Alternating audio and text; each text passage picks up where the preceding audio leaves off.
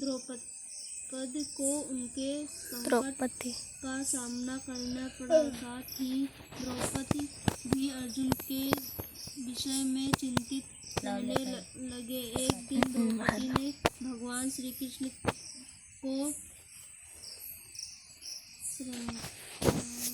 प्रणाम किया और उसके दर्शन देने पर उसको अपने संकटों का विषय में बताया।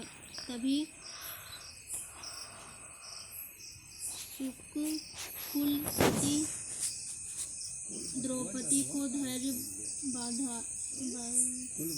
बढ़ाते हुए श्री कृष्ण ने संकट के निवारण हेतु एक प्राचीन कथा सुनाकर यह व्रतनिष्ठ करने का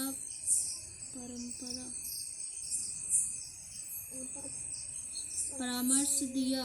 उन्होंने द्रौपदी को बताया कि एक बार महिलाओं को कष्ट से दुखी देखकर पार्वती जी ने भोलानाथ से कहा, ऐसा व्रत बताने को कहो जो सुहागिन स्त्रियों को हर प्रकार से सुखी बनाए, इसके पतियों को दीर्घ आयु प्रदान करे, यह उन्हें सदा सुहागिन रखे। तभी श्री शंकर जी ने उनको इसी प्राचीन व्रत का वर्णन किया।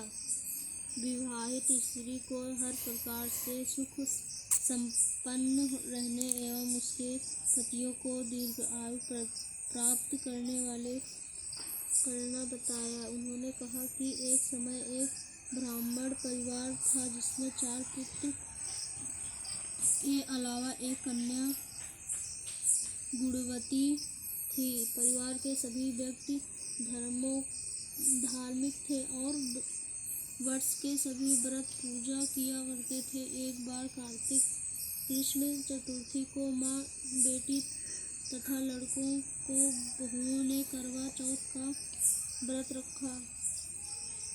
सायंकाल तक व्रत पूजा की समस्त तैयारियां हो गई। चंद्रदिया होने को पश्चात ही रहा था। घर में पूड़ी पकवान बने थे। बेटी गुणवती को पकवानों की सुगंध ने उसकी भूख को जगा दिया। उसे भूख और व्याकुल देख उसके दयालु भाई ने छल से भोजन करने की सोच उन्हें पीपल वृक्ष के अरण में निकली चंद्रमा देखकर बहन गुणवती से अर्घ्य दिलाया और उसे भोजन कर लिया। भोजन करने वह बैठी ही थी कि उसकी ससुराल से अचानक पति के देहांत की खबर आ गई। वह चकित्कार करते हुए अपने ससुराल पहुंची तो वह स्त्रियां तरह तरह की बात करने लगी। कोई बोला व्रत खंडन आ गई है, कोई कहता अपने पति को ब्याह होता। ये चुड़ैल खा गई। एक तो पति मरने का उसे गहरा सदमा लगा था, दूसरे स्त्रियों की ऐसी तीखी बातों से उसका मन इतना बेहाल हो गया कि वह धरती पर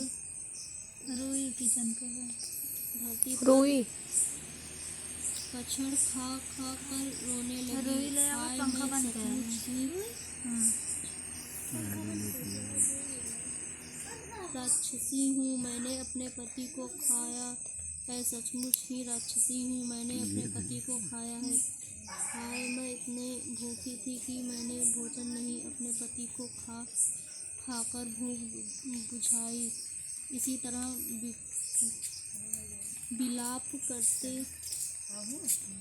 करती वह गणेशवती अपने पति के साथ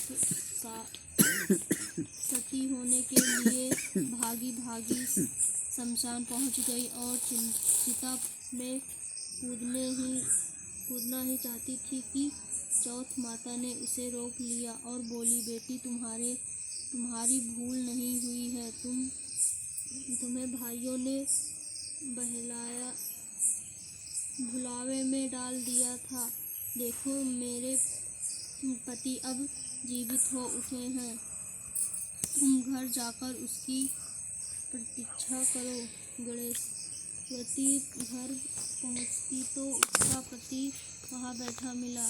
घर में चारों ओर खुशियाँ छाई थी। स्त्रियाँ कहने लगी कि गुणवती की पतिव्रता धन्य और सत्य है। जब गुणवती सहित सब स्त्रियों ने अगली करवा चौथ आने पर व्रत विधिपूर्वक पूर्ण करने का निश्चय किया। कार्तिक कृष्ण पक्ष में जब फिर करवा चौथ आई तो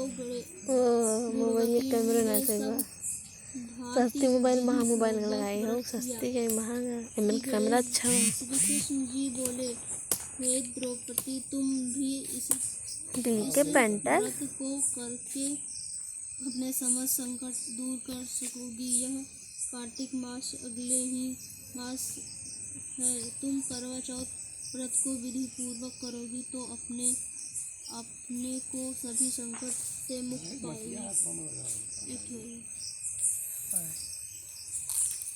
करे पल्ला बचा